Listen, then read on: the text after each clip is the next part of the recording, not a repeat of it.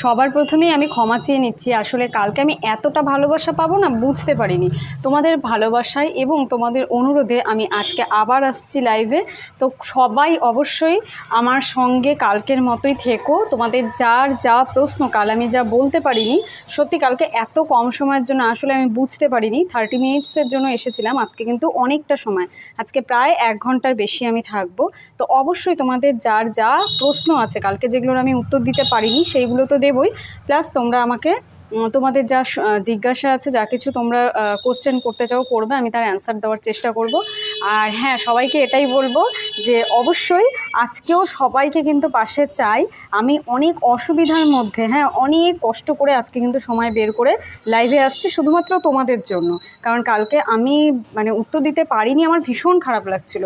শুধুমাত্র তোমাদের কথা ভেবে তোমাদের জন্য আসছি, তাই আশা করছি তোমাদেরকে কিন্তু আমি কালকের মতোই পাবো।